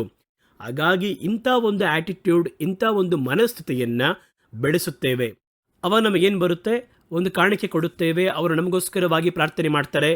ಇದೇ ಮನಸ್ಥಿತಿಯೇ 5 ಕನ್ಯೆಯರು, ಬುದ್ಧಿ ಇಲ್ಲದಿರುವ ಕನ್ಯೆಯರ ಮನಸ್ಸಲ್ಲಿ ಇತ್ತು. ನೋಡೋಣ, ಆ ಸಮಯದಲ್ಲಿ ಸಿದ್ಧತೆ ಇಲ್ಲದೆ ಇದ್ದರೆ ಕಾಸು ಕೊಟ್ಟು ಸರಿ ಮಾಡೋಣ ಎಂಬುದಾಗಿ ಅಂದ್ಕೊಂಡಿದ್ದರು. ಅವರು ಇಟ್ಟುಕೊಂಡಿದ್ದಂತಹ ದೀಪಗಳಲ್ಲಿ ಬೆಳಕು ಹೊರಟೋಯ್ತು. ತಕ್ಷಣ ಎಣ್ಣೆ ಕಡಿಮೆ ಆಯಿತು. ಅವರು ಕಾಸನ್ನು ತೆಗೆದುಕೊಂಡು ಹೋಗಿ ಕೊಟ್ಟು, ನಮ್ಮನ್ನು ಹೇಗಾದರೂ ಬಂದು ನಿಮ್ಮ ಎಣ್ಣೆಯಲ್ಲಿ ನಮಗೆ ಸ್ವಲ್ಪ ಮಾರಿಕೊಡಿ ಅಂತ ಕೇಳಿದರು. ಎಲಿಮಾ ಎನ್ನುವಂತಹ ಮಂತ್ರವಾದಿ ಕೂಡ ಅದೇ ರೀತಿಯೇ ದೇವರ ವರಗಳನ್ನು ಕಾಸು ಕೊಟ್ಟು ಪಡೆಯೋಣ ಎಂಬುದಾಗಿ ಅಂದುಕೊಂಡ. ಆ ಒಂದು ಮನಸ್ಥಿತಿ ತಪ್ಪು ಎಂಬುದಾಗಿ ಅಲ್ಲಿ ಸತ್ಯವೇದ ಪೇತ್ರನು ಬೆಟ್ಟು ಮಾಡಿ ತೋರಿಸುತ್ತಾರೆ. ನೀನು ಕಹಿಯಾಗಿರುವಂತಹ ವಿಶ್ವದಲ್ಲಿದ್ದೀಯಾ, ದೇವರ ಕಾರ್ಯವನ್ನು, ದೇವರ ವರವನ್ನು ಹಣದ ಮುಖಾಂತರವಾಗಿ ಪಡೆಯೋಣ ಎಂಬುದಾಗಿ ಭಾವಿಸುತ್ತೀಯಾ ಅಂತ ಕೇಳಿದರು. ಇವತ್ತು ಹಣದ ಮುಖಾಂತರವಾಗಿ ಪಡೆಯಲು ಬಯಸುವವರೇ ಬಹಳ ಮಂದಿ ಅಧಿಕವಾಗಿದ್ದಾರೆ. ನಾವೇ ಇಂತಹ ವಂಚಕರು ಏಳುವುದಕ್ಕೆ ಬಾಗಿಲುಗಳಾಗುತ್ತೇವೆ. ಆಗ ಇವರು ಕುಳಿತು ಯೋಚನೆ ಮಾಡ್ತಾರೆ, ಏನೆಲ್ಲ ಮಾಡಿದ್ರೆ ಇವರು ಇನ್ನೂ ತೀವ್ರವಾಗಿ ನಮ್ಮ ನಂಬುತ್ತಾರೆ ಎಂಬುದಾಗಿ ವಂಚಕರು ಅನೇಕವಾಗಿ ಪ್ರವೇಶ ಮಾಡುತ್ತಾರೆ. ಇವರು ಯಾತರಿಂದ ಬರುತ್ತಾರೆ ಎಂಬುದಾಗಿ ಸತ್ಯವೇದ ಹೇಳುತ್ತದೆ ಎಂದರೆ, 1 ಥೆಸಲೋನಿಕದವರಿಗೆ ಬರೆದ ಪತ್ರಿಕೆ 2ನೇ ಅಧ್ಯಾಯ 10ನೇ ವಾಕ್ಯ. 1 ಥೆಸಲೋನಿಕದವರಿಗೆ ಬರೆದ ಪತ್ರಿಕೆ 2ನೇ ಅಧ್ಯಾಯ 10ನೇ ವಾಕ್ಯ. ಅವರು ಹೇಳುತ್ತಾರೆ, ಕೆಟ್ಟು ಹೋದವರ ಒಳಗೆ ಅನೀತಿಯಿಂದ ಉಂಟಾಗುವ ಸಕಲ ವಂಚನೆಯೊಂದಿಗೆ ಅವರ ಬರುವಿಕೆ ಇರುತ್ತದೆ. ರಕ್ಷಣೆ ಹೊಂದತಕ್ಕ ಅವರು ಬರ್ತಾರಲ್ಲ, ಅವರು ಯಾತರಿಂದ ಬರ್ತಾರೆ ಅಂತ ಕೇಳಿದರೆ, ರಕ್ಷಣೆ ಹೊಂದತಕ್ಕ ಸತ್ಯದ ಮೇಲಿರುವಂತಹ ಪ್ರೀತಿಯನ್ನು ಅವರು ಅಂಗೀಕರಿಸದೆ ಹೋದುದರಿಂದ. ವಿಶ್ವಾಸಿಗಳು ಸತ್ಯದ ಮೇಲಿರುವಂತಹ ಪ್ರೀತಿ, ವೇದ ವಾಕ್ಯದ ಮೇಲೆ ಇರುವಂತಹ ಆಸಕ್ತಿ, ಒಂದು ಅಕ್ಕರೆ, ಅದನ್ನು ಅಂಗೀಕರಿಸದೆ ಹೋದುದರಿಂದ, ವಾಕ್ಯವನ್ನು ತಮ್ಮ ಜೀವನದಿಂದ ದೂರವಿಟ್ಟದರಿಂದ ಈ ಒಂದು ವಂಚಕರು ಒಳಗೆ ಪ್ರವೇಶ ಮಾಡುತ್ತಾರೆ. ವಾಕ್ಯಕ್ಕೆ ಹಿಂದಿರುಗಲಿಲ್ಲ, ಮಾತಿಗೆ ಹಿಂದಿರುಗಲಿಲ್ಲ. ಬರೀ ನಾವು ಕ್ರೈಸ್ತರಾಗಿದ್ದೇವೆ ಎಂಬುದಾಗಿ ಭಾವಿಸುವ ಎಲ್ಲರಿಗೆ ಎಚ್ಚರಿಸಿ ಹೇಳುವಂಥದ್ದೇನೆಂದರೆ, ಇವತ್ತಿಲ್ಲದಿದ್ದರೆ ಯಾವತ್ತಾದರೂ ಒಂದಿನ ನೀವು ಖಂಡಿತವಾಗಿ ವಂಚನೆಗೆ ಒಳಗಾಗ್ತೀರಾ. ಯಾರು ವಂಚನೆಗೆ ಒಳಗಾಗದೆ ನಿಲ್ಲುತ್ತಾರೆ ಎಂದು ಕೇಳಿದರೆ, ಕರ್ತನ ಮಾತಿಗೂ ವಾಕ್ಯಕ್ಕೂ ಸತ್ಯಕ್ಕೂ ಸಾಕ್ಷಿಯಾಗಿ ನಿಲ್ಲುವವರು. ಇವತ್ತು ಬೈಬಲ್ ಓದುವವರು ಕಡಿಮೆ, ಸತ್ಯವೇದವನ್ನು ಸಂಶೋಧನೆ ಮಾಡಿ ಧ್ಯಾನ ಮಾಡುವವರು ಕಡಿಮೆ, ಸತ್ಯವನ್ನು ಬಿಟ್ಟು ದೂರವಿರುವಂತಹ ಮನಸ್ಥಿತಿ ಅಧಿಕವಾಗಿದೆ. ಹೋಗೋಣ, ಒಂದು ಯೂಟ್ಯೂಬ್ ನೋಡೋಣ, ಒಂದು ಸಭೆಗೆ ಹೋಗೋಣ, ಒಬ್ಬ ಸೇವಕರ ಸಂದೇಶವನ್ನು ಕೇಳೋಣ, ಅಷ್ಟು ಸಾಕು, ಅವರು ಹೇಳುವುದನ್ನು ಸ್ವೀಕರಿಸಿಕೊಳ್ಳೋಣ ಎಂಬುದಾಗಿ ವಾಕ್ಯವನ್ನು ದೂರವಾಗಿ ಇಟ್ಟು ಬೇರೆ ಮಾರ್ಗವನ್ನು ಹುಡುಕ್ತಾರೆ. ನೋಡಿ, ಅವರ ಮೂಲಕವಾಗಿ ಈ ವಂಚಕರು ಒಳಗೆ ಬರುತ್ತಾರೆ. ನೀವು ವಂಚಿಸಲ್ಪಟ್ಟು ಸುಮ್ಮನೆ ವಿಜುಲ್ ಹೊಡೆಯುವಂತಹ ಕೈತಟ್ಟು ವ್ಯಕ್ತಿ ನೋಡಿ, ಅವನಿಗೂ ಬೈಬಲ್ಗೂ ಬಹಳ ದೂರ ಇರುತ್ತದೆ. ಅವನು ಸತ್ಯವೇದವನ್ನು ಓದೋದೇ ಇಲ್ಲ. 2ನೇದಾಗಿ ನೋಡಿ, ಆದ್ದರಿಂದ ಸತ್ಯವನ್ನು ನಂಬದೆ ಅನೀತಿಯಲ್ಲಿ ಪ್ರಿಯಪಡುವಂತಹ ಎಲ್ಲರೂ ಆಜ್ಞೆಗೆ ಒಳಗಾಗುವ ಹಾಗೆ, ಅವರು ಸುಳ್ಳನ್ನು ನಂಬತಕ್ಕ ಹಾಗೆ ದುಷ್ಟ ವಂಚನೆಯನ್ನು ದೇವರು ಅವರ ನಡುವೆ ಕಳುಹಿಸುತ್ತಾರೆ. ಈ ವಂಚಕರನ್ನು ಕಳುಹಿಸಿದ್ದು ಯಾರು ಅಂತ ಕೇಳುವುದಾದರೆ, ದೇವರು ಅವರನ್ನು ಕರೆದು ಅವರನ್ನು ವಂಚಿಸುವುದಕ್ಕೆ ಒಂದು ಅಭಿಷೇಕವನ್ನು ಕೊಟ್ಟು ಕಳಿಸಲಿಲ್ಲ. ಈ ವಂಚಕರು ಬರುವುದಕ್ಕೆ ಅವರ ಅನುಮತಿಯನ್ನು ಕೊಡುತ್ತಾರೆ. ಯಾಕೆಂದರೆ ಅವನು ನನ್ನನ್ನು ತಳ್ಳುತ್ತಾನೆ, ನನ್ನ ಪ್ರೀತಿ ಮಾಡ್ತಾನೆ, ನಾನು ಹೋಗಿ ಅವರ ಬಳಿ ಹೋರಾಡುವುದಕ್ಕೆ ಇಷ್ಟಪಡುವುದಿಲ್ಲ, ಅವರು ತಾನೇ ಹೇಳಿದ್ದು ಹೋಗು ಎಂಬುದಾಗಿ ಹೇಳಿ ದೇವರವರಿಗೆ ಅನುಮತಿಯನ್ನು ಕೊಟ್ಟು ಬಿಡುತ್ತಾರೆ. ಆ ರೀತಿಯೇ ದೇವರು ನಿಮ್ಮನ್ನು ರೂಪಿಸಿ, ವಂಚಿಸುವವರನ್ನು ದೇವರು ಎಬ್ಬಿಸಿ, ವಂಚನೆಗೆ ಅಂತ ಅಭಿಷೇಕವನ್ನು ಕೊಟ್ಟು ಹೋಗಿ ವಂಚಿಸಿರಿ ಎಂಬುದಾಗಿ ಕಳುಹಿಸುವುದಿಲ್ಲ. ವಂಚಕರು ಮುಂಚಿತವಾಗಿಯೇ ಇದ್ದಾರೆ, ಆದರೆ ವಿಶ್ವಾಸಿಗಳನ್ನು ದೇವರ ಮೇಘ ಕಾಪಾಡುತ್ತಾ ಇರುತ್ತದೆ, ದೇವರ ಕೃಪೆ ಕಾಪಾಡುತ್ತಾ ಇರುತ್ತದೆ. ಆದರೆ ಆ ವಿಶ್ವಾಸಿಗಳು ಸತ್ಯವನ್ನು ಸ್ವೀಕರಿಸದೆ ದೇವರ ವಾಕ್ಯವನ್ನು ಬಿಟ್ಟು ದೂರ ಸರಿಯುವಾಗ, ಅವರು ಆ ವಂಚನೆಯನ್ನು ಬಯಸುವಾಗ, ಶಾರ್ಟ್ಕಟ್ಟನ್ನು ಬಯಸುವಾಗ ಕರ್ತನ ಬಳಿ ಮಾತಾಡುವುದಕ್ಕಿಂತಲೂ ಒಬ್ಬ ಸೇವಕನ ಬಳಿ ಮಾತಾಡಬೇಕು ಎಂಬುದಾಗಿ ಬಯಸುವಾಗ ಕರ್ತನು ಅವರ ಬಯಕೆಗೆ ಬಿಟ್ಟು ಕೊಡುತ್ತಾರೆ. ವಂಚಿಸುವನು ತಾನೇ ಹುಡುಕ್ತೀಯ ನೀನು?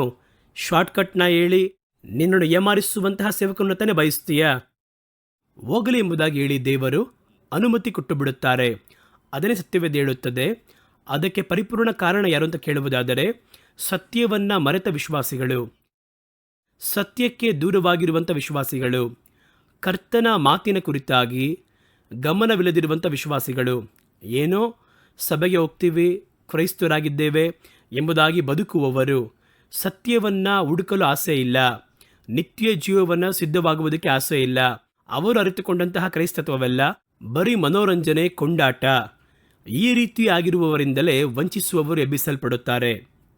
ಒಬ್ಬನು ವಂಚಿಸುವಾಗ ಜನಗಳು ಕಂಡುಕೊಂಡರೆ ಅವನಿಗೆ ಕಾಣಿಕೆ ಕೊಡುತ್ತಾ ಇಲ್ಲ, ಇವನು ಏಮಾರಿಸುವ ಕಳ್ಳನ್ನು ಆ ರೀತಿಯಾಗಿ ಕಂಡಿಡಿದ್ರೆ ಅವನನ್ನು ನಿರಾಕರಿಸುತ್ತಾರೆ ಅಂತ ಹೇಳಿದರೆ ವಂಚಿಸುವವರು ಎದುಳ್ತಾರೆ ಯಾರಾದರೂ? ಇವತ್ತು ಅವರೇನು ಕಂಡುಕೊಂಡಿದ್ದಾರೆ ಅಂದರೆ, ನಾವು ಏನೇ ಹೇಳಿದ್ರೂ ಕೇಳುವುದಕ್ಕೆ, ಕೈ ತೊಟ್ಟುವುದಕ್ಕೆ ಒಂದು ಗುಂಪಿದೆ. ಸತ್ಯವೇದ ಒಂದು ಅಸಹ್ಯವಾದ ಪುಸ್ತಕ ಅಂತ ಒಬ್ಬ ಹೇಳ್ತಾ ಇದ್ದಾನೆ.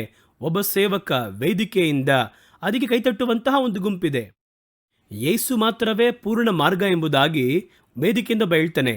ಅದಕ್ಕೆ ಕೈತಟ್ಟುವುದಕ್ಕೆ ಒಂದು ಗುಂಪಿದೆ. ಈ ಕೈತಟ್ಟುವಂತಹ ಗುಂಪಿದೆ ನೋಡಿ, ಇವರೇ ವಂಚಕರ ಬಾಗಿಲು.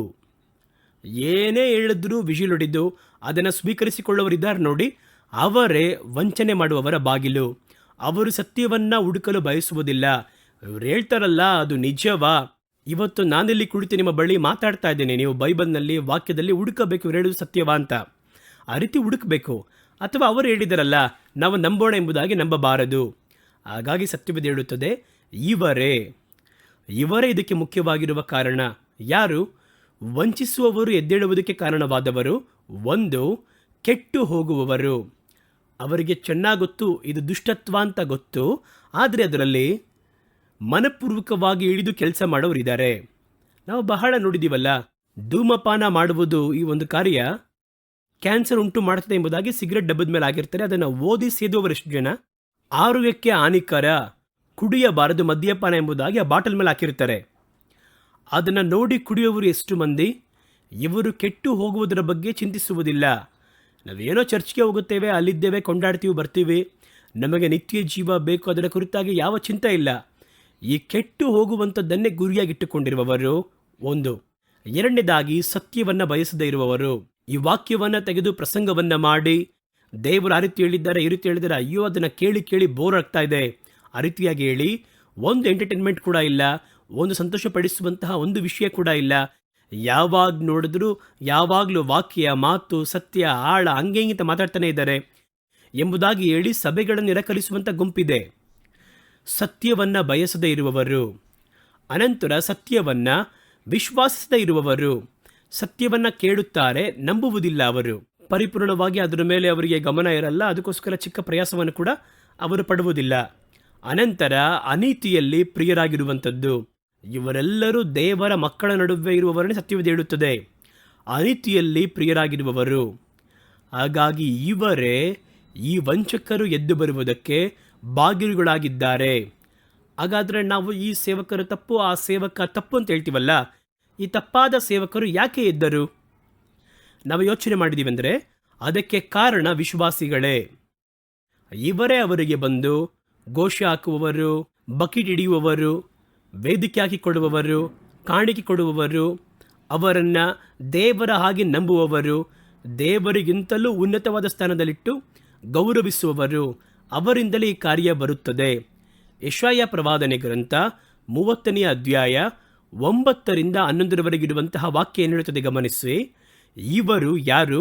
ಈ ಜನಗಳು, ಇವರು ಕಲಹವುಳ್ಳ ಜನಗಳು, ಸುಳ್ಳಾಡುವಂತಹ ಮಕ್ಕಳು, ದೇವರ ಸತ್ಯವೇದವನ್ನು ಕೇಳುವುದಕ್ಕೆ ಮನಸ್ಸಿಲ್ಲದೆ ಇರುವ ಪುತ್ರರು. ನೋಡಿದ್ರ, ದೇವರ ಸತ್ಯವೇದವನ್ನು ಕೇಳುವುದಕ್ಕೆ ಮನಸ್ಸಿಲ್ಲ. ಅಯ್ಯೋ ಪ್ರಸಂಗನ, ಅದಕ್ಕೆ ಬದಲು 2 ಹಾಡನ್ನು ಆಡಿ ಒಂದು ಡ್ಯಾನ್ಸನ್ನು ಹೇಳ್ಕೊಡಿ. ಈ ರೀತಿಯಾಗಿರುವ ನೂತನ ಸಂಸ್ಕೃತಿ ಇವತ್ತು ಬಂದಿದೆ. ವಾಕ್ಯವನ್ನು ಕೇಳುವುದಕ್ಕೆ ಜನ ಇಲ್ಲ, ಹಾಡಬೇಕು, ಏನಿದ್ರು ವಾಕ್ಯವನ್ನು ಹಾಡಾಗಿ ಆಡಬೇಕು. ಡ್ಯಾನ್ಸ್ ಥರ ಒಂದು 3 ಗಂಟೆ ಹಾಗೆ ಒಂದು ಎಂಟರ್ಟೈನ್ಮೆಂಟ್, ಒಂದು ಕೊಂಡಾಟದಲ್ಲಿ ಕಳೆಯಬೇಕು. ಅದನ್ನು ಬಯಸುವಂತಹ ಕೂಟವೇ ಇವತ್ತು ಬಹಳ ಅಧಿಕವಾಗಿದ್ದಾರೆ. ಅದನ್ನು ಯೆಶಾಯ ಅವತ್ತೇ ಹೇಳಿದ್ದಾರೆ, ಗಮನಿಸಿ. ಅನಂತರ ಹೇಳ್ತಾರೆ 10ನೇ ವಾಕ್ಯದಲ್ಲಿ, ಇವರು ದರ್ಶನ ವ್ಯಕ್ತಿಗಳನ್ನು ನೋಡಿ, ಅಲ್ಲಿರುವಂತಹ ಪ್ರವಾದಿಗಳನ್ನು, ದಿವ್ಯದರ್ಶಿಗಳನ್ನು ನೋಡಿ ದರ್ಶನ ಕಾಣುವುದು ಬೇಡ ಎಂಬುದಾಗಿ, ಜ್ಞಾನ ದೃಷ್ಟಿ ಇರುವವರನ್ನು ನೋಡಿ ಅವರು ಕೂಡ ಪ್ರವಾದಿಗಳೇ, ಯಥಾರ್ಥವಾಗಿ ನಮಗೆ ದರ್ಶನವನ್ನು ಹೇಳದೆ ನಮಗೆ ಹಿತವಾದ ಮಾತುಗಳನ್ನು ಪ್ರವಾದಿಸಿ ಮಾಯವಾದವುಗಳನ್ನು ದೃಷ್ಟಿಸಿರಿ. ನೀವು ಏನು ನಡೆಯುತ್ತೆ ಅದನ್ನು ಕಟ್ ಆ್ಯಂಡ್ ರೈಟಾಗಿ ನಮಗೆ ಹೇಳದೆ ನಮಗೆ ಆಶೀರ್ವಾದವಾಗಿರುವ ಮಾತುಗಳನ್ನು ಹೇಳಿ. ಇವತ್ತು ನೋಡುತ್ತಿರುವಂತಹ ಈ ಕ್ರಿಶ್ಚಿಯಾನಿಟಿಯನ್ನು ಯೆಶಾಯ ಅವತ್ತೇ ನೋಡಿದ್ದಾರೆ ಎನ್ನುವುದು ನನಗೆ ಆಶ್ಚರ್ಯ. ಅವರು ಹೇಳ್ತಾರೆ, ಪ್ರವಾದಿಗಳನ್ನು ಅಥವಾ ಸೇವಕರ ಬಳಿಯಲ್ಲಿ ಬಂದು ನೀವು ಸುಮ್ಮನೆ ಕುಳಿತು ಇದು ಬರುತ್ತೆ ಅದು ಬರುತ್ತೆ ಆ ರೀತಿ ಭಯಪಡಿಸ್ಬೇಡಿ. ನಮಗೆ ಇದನ್ನು ಕೇಳುವುದಕ್ಕೆ ಭಯವಾಗಿದೆ. ನಾವು ಬಂದರೆ ನಮಗೆ ಹಿತವಾಗಿ ಒಂದು 4 ಮಾತನ್ನು ಆಡಿ ಅದನ್ನು ದರ್ಶಿಸಿರಿ. ಈ ರೀತಿ ಹೇಳ್ಕೊಡ್ತಾರೆ ನೋಡಿ, ದರ್ಶಿಸಿರಿ. ಅಲ್ಲಿ ದೃಷ್ಟಿಸಿ ಎಂಬುದಾಗಿ ಹೇಳಿದರೆ ದರ್ಶಿಸಿ ಎಂಬುದಾಗಿ ಅರ್ಥ. ಹಾಗಾದರೆ ದರ್ಶನ ಎನ್ನುವುದು ದೇವರು ಕೊಟ್ಟದ್ದಲ್ಲ.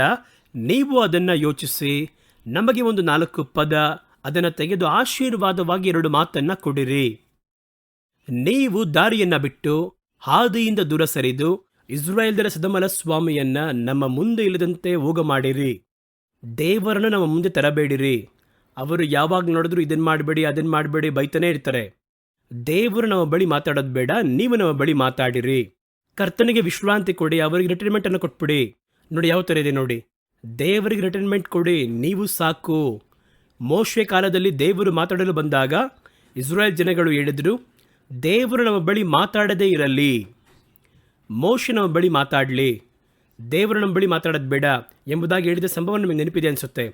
ಅದುವೇ ಇವರು ಹೇಳ್ತಿದ್ದಾರೆ ನೋಡಿ ಅಲ್ಲಿ, ನೀವು ದಾರಿಯನ್ನು ಬಿಟ್ಟು ಮಾರ್ಗದಿಂದ ಸರಿದು ಇಸ್ರಾಯೇಲ್ಯರ ಸದಮಲ ಸ್ವಾಮಿಯನ್ನು ನಮ್ಮ ಮುಂದೆ ಇಲ್ಲದ ಹಾಗೆ ವಿಶ್ರಾಂತಿಯನ್ನು ಕೊಡ್ರಿ, ನಮ್ಮ ಮುಂದೆ ಅವರು ಬೇಡ. ನೀವು ಈ ಮಾತುಗಳನ್ನು ದ್ವೇಷಿಸಿ ಇಕ್ಕಟ್ಟು ತಾರುಮಾರು ಮಾಡುವುದನ್ನು ನಂಬಿ ಇದನ್ನು ಆತುಕೊಳ್ಳುವ ರೀತಿಯಿಂದ ನೀವು ಈ ರೀತಿಯೆಲ್ಲ ಮಾಡೋದ್ರಿಂದ, ಇದನ್ನು ನಂಬಿ ನೀವು ಆತುಕೊಳ್ಳುವುದರಿಂದ ಈ ಅಕ್ರಮ ಎತ್ತರವಾದ ಗೋಡೆಗಳಿಂದ ಬೀಳುವುದಕ್ಕೆ ಅಂಚಿನಲ್ಲಿ ಇವೆ. ನೀವು ಈ ರೀತಿ ಮಾಡೋದ್ರಿಂದ ನಿಮ್ಮ ಗೋಡೆಗಳು ಒಡೆಯಲ್ಪಡುವುದಕ್ಕೂ ನಿಮ್ಮ ಮೇಲೆ ಬೀಳುವುದಕ್ಕೂ ಕಾದಿದೆ. ದಿಢೀರೆಂಬುದಾಗಿ ಒಡೆದು ಹೋಗುವಂತಹ ಬಿರುಕಿನ ಹಾಗೆ ಇರುತ್ತದೆ ಎಂಬುದಾಗಿ ಇಸ್ರಾಯೇಲ್ಯರ ಸದಮಲ ಸ್ವಾಮಿ ಹೇಳುತ್ತಾರೆ. ನೋಡಿದ್ರ ಎಷ್ಟು ದೊಡ್ಡ ಭಯಂಕರತೆ. ಇವರು ಬಂದು ಸೇವಕರ ಮನಸ್ಥಿತಿಯನ್ನು ಮಾರ್ಪಡಿಸಿ ನಮಗದೆಲ್ಲ ಹೇಳೋದು ಬೇಡ, ಇದು ನ್ಯಾಯ ನೀತಿ ಇದೆಲ್ಲ ಹೇಳೋದು ಬೇಡ, ಅದನ್ನು ಕೇಳುವುದಕ್ಕೆ ನಾವಿಲ್ಲಿ ಕುಳಿತಿದ್ದೇವಾ? ನಮಗೆ ಆಶೀರ್ವಾದವಾಗಿ 2 ಮಾತನ್ನು ಹೇಳಿ, ಪ್ರತಿ ತಿಂಗಳು ಒಂದು ಆಶೀರ್ವಾದವಾದ ವಾಗ್ದಾನವನ್ನು ಮಾಡಿರಿ, ವರ್ಷ ಪೂರ್ತಿ ಒಂದು ವಾಗ್ದಾನವನ್ನು ಮಾಡಿರಿ, ನಮ್ಮ ಮನಸ್ಸಿಗೆ ಹಿತವಾಗಿರುವ ನಂಬಿಕೆಯನ್ನು ಕೊಡಿ. ಏನಾದರೂ ನೋಡಿ ಭಯಪಡಿಸುವಂತ ಹೇಳಬೇಡಿ, ಒಳ್ಳೆ ರೀತಿಯಾಗಿ ಹೇಳಿ, ಒಳ್ಳೆಯದನ್ನ ನೋಡಿ ಏನು ಪ್ರವಾದಿಯಾಗಿದ್ದೀರಾ ಎಂಬುದಾಗಿ ಈ ರೀತಿಯಾಗಿ ಹೇಳ್ತಾರೆ. ಇವರ ಮೇಲೆಯೇ ದೇವರ ಕೋಪಾಗ್ನಿ ಇರುತ್ತದೆ. ಅನಂತರ 2ನೇ ಭಾಗದಲ್ಲಿ ಯಾರು ಅಂತ ಕೇಳುವುದಾದರೆ, ತಮ್ಮ ಇಚ್ಛೆಗೆ ತಕ್ಕ ಬೋಧಕರನ್ನು ಹುಡುಕುವವರು. ಇದರ ಮೇಲೆ ಓದ್ದವರು ಅವ್ರ ಬಗ್ಗೆನೇ, ತಮ್ಮ ಇಚ್ಛೆಗಳಿಗೆ ತಕ್ಕ ಹಾಗಿರುವಂಥ ಬೋಧಕರುಗಳು. 2 ತಿಮೋತಿಯ ಪುಸ್ತಕ 4ನೇ ಅಧ್ಯಾಯ 3-4ನೇ ವಾಕ್ಯವು ಈ ರೀತಿಯಾಗಿ ಹೇಳುತ್ತದೆ, ಏಕೆಂದರೆ ಅವರು ಆರೋಗ್ಯವಾದ ಉಪದೇಶವನ್ನು ಸಹಿಸಲು ಮನಸ್ಸಿಲ್ಲದೆ ಸ್ವಾರ್ಥಿಗಳಾಗಿ ಇದ್ದು ತಮ್ಮ ಸ್ವಂತ ಇಚ್ಛೆಗಳಿಗೆ ತಕ್ಕ ಬೋಧಕರನ್ನು ತಮಗೆ ಹೇರಳವಾಗಿ ಕೂಡಿಸಿಕೊಂಡು ಸತ್ಯಕ್ಕೆ ಕಿವಿಗೊಡದೆ ಕಟ್ಟುಕತೆಗಳಿಗೆ ಮಾರಿ ಹೋಗುವಂತಹ ಕಾಲ ಬರುತ್ತದೆ ಎಂಬುದಾಗಿ ಹೇಳ್ತಾರೆ. ಸಭೆಯ ಭವಿಷ್ಯ ಯಾವ ರೀತಿ ಇರುತ್ತದೆ, ಇನ್ನು ಮುಂದೆ ಬರುವಂಥ ಕಾಲ ಯಾವ ರೀತಿ ಇರುತ್ತದೆ? ಸತ್ಯವನ್ನು ಬಿಟ್ಟು ಕಟ್ಟುಕತೆಗಳನ್ನು ಹೇಳುವಂಥದ್ದು. ಇದನ್ನು ನೋಡ್ದ ಅದನ್ನು ನಡೆದೆ ಓದೆ ಬಂದೆ ಅಂತೇಳಿ ಈ ಕಟ್ಟುಕತೆಗಳಿಗೆ ಕಿವಿಗೊಟ್ಟು ಬಾಯಿ ತೆರೆದು ಆ ಎಂಬುದಾಗಿ ಕುಳಿತು ಕೇಳುವಂತಹ ವಿಶ್ವಾಸಿಗಳ ಗುಂಪು ಬರುವಂಥದ್ದಾಗಿದೆ. ಇವರು ಬರುವುದರಿಂದಲೇ ಕಟ್ಟುಕತೆಗಳನ್ನು ಹೇಳುವವರು, ಸುಳ್ಳು ಪ್ರವಾದನೆಗಳನ್ನು ಹೇಳುವವರು, ಅವರಿಗೆ ಬಯಸಿದ್ದನ್ನು ಮಾತಾಡುವವರು, ಬಿಳಾಮನ ರೀತಿಯಲ್ಲಿ ಬರುವವರು, ಈ ರೀತಿ ಬಹಳ ವಂಚಕರು ಎದ್ದು ಬರುತ್ತಾರೆ. ದುಷ್ಟವಾಗಿರುವಂತಹ ಬೋಧನೆಗಳಿಗೆ ಸ್ಥಳ ಕೊಡುವಂತಹ ಸಭೆಯವರು. ಅದರ ಕುರಿತು ಸತ್ಯವೇದ ಹೇಳುತ್ತದೆ, ಗಮನಿಸಿ ನೋಡಿರಿ. ಪ್ರಕಟಣೆ ಪ್ರವಾದನೆ ಗ್ರಂಥ 2ನೇ ಅಧ್ಯಾಯ ಅದರಲ್ಲಿ ತುವತೈರ ಸಭೆಯಲ್ಲಿ ನಿನ್ನ ಕ್ರಿಯೆಗಳನ್ನು, 2ನೇ ಅಧ್ಯಾಯ 19ನೇ ವಾಕ್ಯ, ನಿನ್ನ ಕ್ರಿಯೆಗಳನ್ನು, ನಿನ್ನ ಪ್ರೀತಿಯನ್ನು, ನಿನ್ನ ಸೇವೆಯನ್ನು, ನಿನ್ನ ನಂಬಿಕೆಯನ್ನು, ನಿನ್ನ ತಾಳ್ಮೆಯನ್ನು, ಹಿಂದೆ ಮಾಡಿದ ಕ್ರಿಯೆಗಳಿಗಿಂತ ಅಧಿಕವಾಗಿರುವ ಕ್ರಿಯೆಗಳನ್ನು ನಾನು ಅರಿತಿದ್ದೇನೆ. ಆದರೂ ನಿನ್ನ ಮೇಲೆ ನಾನೊಂದು ತಪ್ಪು ಹೊರಿಸಬೇಕಾಗುತ್ತದೆ. ಏನೆಂದರೆ, ತನ್ನನ್ನು ತಾನೇ ಪ್ರವಾದಿಗಳೆಂಬುದಾಗಿ ಹೇಳಲ್ಪಡುವಂತಹ ಯೆಜಬೇಲಳು ಎನ್ನುವ ಸ್ತ್ರೀಯಾದವಳು ನನ್ನ ಸೇವಕರು ವ್ಯಭಿಚಾರ ಮಾಡಲು, ವಿಗ್ರಹಗಳಿಗೆ ನೈವೇದ್ಯ ಮಾಡಿದ್ದನ್ನು ಭುಜಿಸಲು ಅವರಿಗೆ ಬೋಧಿಸಿ ಅವರನ್ನು ವಂಚಿಸುವ ರೀತಿಯಲ್ಲಿ ನೀನು ಅವರಿಗೆ ಸ್ಥಳ ಕೊಟ್ಟಿದೀಯಾ? ನೀನು ಮಾತಾಡಲಿಲ್ಲಪ್ಪ, ಆದರೆ ಮಾತಾಡುವ ಪ್ರವಾದಿಗಳಿಗೆ ಸ್ಥಳ ಕೊಟ್ಟಿದೀಯಾ? ಈ ರೀತಿಯಾಗಿರುವ ಎಂಟರ್ಟೈನ್ಮೆಂಟ್ ಸೇವೆಯನ್ನು ಮಾಡುವವರು, ಸುಳ್ಳು ಪ್ರವಾದನೆಯನ್ನು ಹೇಳುವವರು, ಇವರಿಗೆ ಒಳ್ಳೆಯ ಸಭೆಗಳು, ಒಳ್ಳೆ ಸತ್ಯದಲ್ಲಿ ಬೆಳೆದಂತಹ ಸಭೆಗಳೇ, ಇವರು ಬಂದರೆ ಬಹಳ ಕೂಟ ಬರುತ್ತಾರೆ ಎಂಬುದಾಗಿ ಹೇಳಿ ಬಹಳ ಹಣವನ್ನು ಕೊಟ್ಟು ತಮ್ಮ ಸಭೆಗಳಿಗೆ ಅವರನ್ನು ಕರೆಯುವುದನ್ನು ನೋಡ್ತೀವಿ, ಸ್ಥಳ ಕೊಡುವುದನ್ನು ನೋಡ್ತೀವಿ. ಸ್ಥಳ ಕೊಡುವುದರ ಕುರಿತಾಗಿ ಸತ್ಯವೇದವು ಈ ರೀತಿ ಹೇಳುತ್ತದೆ. ಚೆನ್ನಾಗಿ ಗೊತ್ತು ಅವರು ಮಾತಾಡುವುದು ಸುಳ್ಳು ಪ್ರವಾದನೆ. ಹಿಂದೆ ಕುಳಿತವರನ್ನು ನೋಡಿ, ಈ ಕೂಟವನ್ನು ಏರ್ಪಡಿಸಿದಂತಹ ಸಭೆಯವರನ್ನು ನೋಡಿ ಅವರು ಒಳ್ಳೆ ಅನುಭವ ಉಳ್ಳವರಾಗಿರ್ತಾರೆ. ಅವರು ಕರ್ತನ ವಾಕ್ಯವನ್ನು ಓದಿರ್ತಾರೆ, ಎಲ್ಲ ಗೊತ್ತು. ಆದರೂ ಕೂಡ ಅವರು ಇದರಿಂದ ಅವರಿಗೆ ಬಹಳ ಜನಗಳು ಬರುತ್ತಾರೆ, ಲಾಭ ಸಿಗುತ್ತದೆ ಎಂಬುದಾಗಿ ತಪ್ಪಾದ ಕಾರ್ಯವನ್ನು ಮಾಡುವವರಿಗೆ ಸ್ಥಳವನ್ನು ಕೊಡುವವರು. ಇದು ತುವತೈರ ಸಭೆಯಲ್ಲಿ ಇತ್ತು, ಇವತ್ತು ನೆನ್ನೆ ಅಲ್ಲ. ಇವತ್ತು ಬಹಳ ಸ್ಥಳದಲ್ಲಿ ಆ ಥರ ಇದೆ. ಅವರು ಹೆಂಗೋ ಇರ್ತಾರೆ ಬಿಡಿ. ಅವರು ಬಂದರೆ ಸಭೆಯಲ್ಲಿ ಒಂದು ಉಜ್ಜೀವನ ರಿವೈವಲ್ ಥರ ಇದೆ, ಎಲ್ಲರೂ ಪ್ರೋತ್ಸಾಹವಾಗ್ತಾರೆ, ಏನು ಸ್ಟೆಪ್ ಆಗ್ತಾರೆ, ಡ್ಯಾನ್ಸ್ ಆಡ್ತಾರೆ ಅಂತೇಳಿ ಸ್ಥಳವನ್ನು ಕೊಡ್ತಾರೆ ಒಳಗೆ. ಸತ್ಯವೇದ ಹೇಳುತ್ತದೆ, ತುವತೈರ ಸಭೆಯ ಪಾಪ ವಂಚಿಸುವವರು ಹೇಳುವುದಕ್ಕೆ ಇರುವಂಥ ಬಾಗಿಲಾಗಿದೆ. ಕಡೆಯದಾಗಿ ನಾವೇನು ನೋಡಲಿದ್ದೇವೆ? ಈ ವಂಚಿಸಲ್ಪಡುವವರಿಗೆ, ವಂಚಿಸುವವನ ಬಿಡಿ, ಅವನಿಗೆ ಬೇರೆ, ವಂಚಿಸಲ್ಪಡುವವರಿದ್ದಾರೆ ನೋಡಿ, ಅವರಿಗೆ ಸ್ಥಳವನ್ನು ಕೊಡುವವರು, ಅವರು ಹೇಳುವುದಕ್ಕೆ ಕಾರಣವಾದವರು, ಅವರಿಗೆ ಏನು ನಡೆಯುತ್ತದೆ? ಯೆರೆಮೀಯ ಪ್ರವಾದನೆ ಗ್ರಂಥ 14ನೇ ಅಧ್ಯಾಯ 15-16 ವಾಕ್ಯ ಈ ರೀತಿಯಾಗಿ ಹೇಳುತ್ತದೆ, ಆದ ಕಾರಣ ನನ್ನ ಅಪ್ಪಣೆ ಇಲ್ಲದೆ ನನ್ನ ಹೆಸರಿನಿಂದ ಪ್ರವಾದಿಸುತ್ತಾ ಖಡ್ಗವು, ಕ್ಷಾಮವು ಈ ದೇಶಕ್ಕೆ ಬಾರವು. ಯಾಕೆಂದರೆ ಅವರಿಗೆ ಕ್ಷಾಮ ಬರುತ್ತೆ, ಖಡ್ಗ ಬರುತ್ತೆ ಅಂದರೆ ಭಯ ಬರುತ್ತಂತೆ. ಹಾಗಾಗಿ ಅವರಿಗೆ ಸಾಧಕವಾಗಿ ಪ್ರವಾದನೆ ಹೇಳ್ತಾರೆ ಅವರು ಎಂದು ಬೋಧಿಸುವ ಪ್ರವಾದಿಗಳ ವಿಷಯದಲ್ಲಿ ಯೆಹೋವನಾದ ನಾನು ಖಡ್ಗದಿಂದಲೂ ಕ್ಷಾಮದಿಂದಲೂ ಈ ಪ್ರವಾದಿಗಳು ನಿರ್ಮೂಲರಾಗುವರು ಎಂದು ಹೇಳುತ್ತೇನೆ. ಅವರ ಕುರಿತಾಗಿ ಈ ಪ್ರವಾದನೆಗಳನ್ನು ಸ್ವೀಕರಿಸಿಕೊಂಡವರಿಗೆ ಏನಾಗುತ್ತೆ ನೋಡಿ. ಮತ್ತು ಇವರ ಪ್ರವಾದನೆಯನ್ನು ಕೇಳುವ ಜನರು ಕ್ಷಾಮ ಖಡ್ಗಗಳ ದೆಸೆಯಿಂದ ಯೆರೂಸಲೇಮಿನ ಬೀದಿಗಳಲ್ಲಿ ಬಿಸಾಡಲ್ಪಡುವರು. ಅವರನ್ನು, ಅವರ ಹೆಂಡರು ಮಕ್ಕಳನ್ನು ಊಣಿಡುವುದಕ್ಕೆ ಯಾರೂ ಇರುವುದಿಲ್ಲ. ಇವನೇನು ಮಾಡಿದ ನೋಡಿ, ಅಲ್ಲಿ ಆ ಸುಳ್ಳು ಸೇವಕರಿಗೆ ಸ್ಥಳವನ್ನು ಕೊಟ್ಟರು. ಅವರು ಹೇಳಿದ್ದನ್ನು ಸ್ವೀಕರಿಸಿಕೊಂಡರು, ಕೈ ತಟ್ಟಿದರು, ವಿಜಿಲುಡಿದರು. ಅವರಿಗೆ ಒಂದು ಕಡೆ ಕ್ಷಾಮವೂ ಖಡ್ಗವೂ ಬಂದರು. ಕೇಳಿದ ಕೂಡಲೇ ಸುಮ್ಮನೆ ಬಿಡೋದಿಲ್ಲ. ಅದು ಅವರಿಗೆ ಬರುವಂಥ ಅಪಾಯದ ಕುರಿತು ಸತ್ಯವೇದ ಹೇಳುತ್ತದೆ. ಎರಡನೇದಾಗಿ ಏನಾಗುತ್ತೆ ಅಂದರೆ, ಎಫೆಸದವರಿಗೆ 4:14 ಹೇಳ್ತಾರೆ, ಇಂಥವರ ದುರ್ಬೋಧನೆಯನ್ನ ಕೇಳುವವರು ಗಾಳಿಯಿಂದ ನುಗ್ಗಿಕೊಂಡು ಹೋಗುವವರಾಗಿ ಅವರು ಕಂಡುಬರುತ್ತಾರೆ.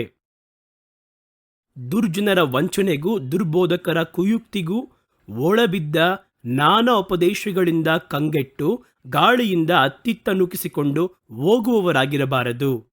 ಎಫೆಸದವರಿಗೆ 4:14. ಹಾಗಾಗಿ ದುರ್ಬೋಧನೆಗಳು, ಕಂಡದ್ದನ್ನು ಮಾತಾಡುವ ದುರುಪದೇಶಗಳು ನಮ್ಮನ್ನ ಸ್ಥಿತಿಗತಿ ಇಲ್ಲದೆ ಅಲೆದಾಡಿಸುತ್ತದೆ. ಎಲ್ಲೋದರೂ ಒಂದು ಶಾಶ್ವತವಾಗಿರುವ ಸ್ಥಾನ ನಮಗೆ ಸಿಗುವುದಿಲ್ಲ ಎಂದು ಸತ್ಯವೇದ ಹೇಳುತ್ತದೆ.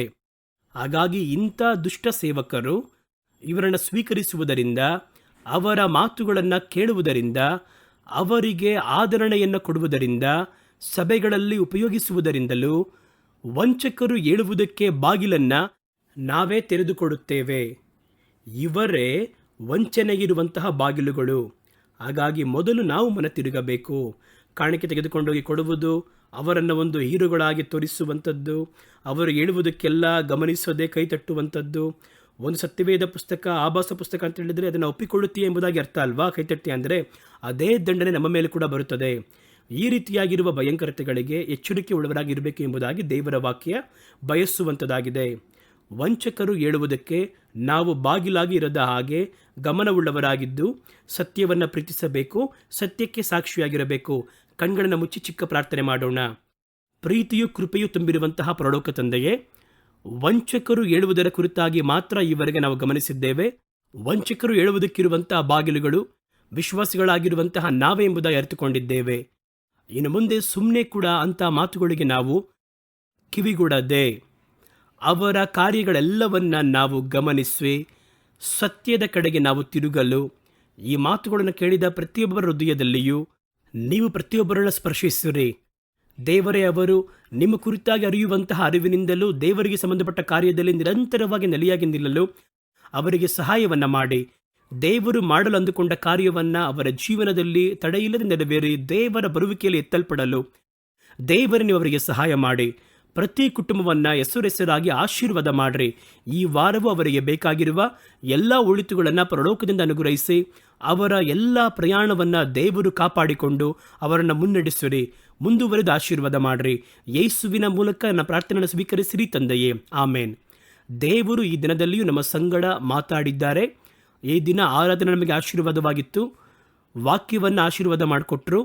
ಮುಂದಿನ ವಾರ ನಾನು ಮತ್ತೊಂದು ನೂತನ ಕಾರ್ಯಕ್ರಮದೊಂದಿಗೆ ಭೇಟಿಯಾಗುತ್ತೇನೆ. ಅಲ್ಲಿಯವರೆಗೂ ದೇವರು ನಿಮ್ಮನ್ನು ಆಶೀರ್ವಾದ ಮಾಡಿ ಕಾಪಾಡಲಿ. ಆಮೇನ್.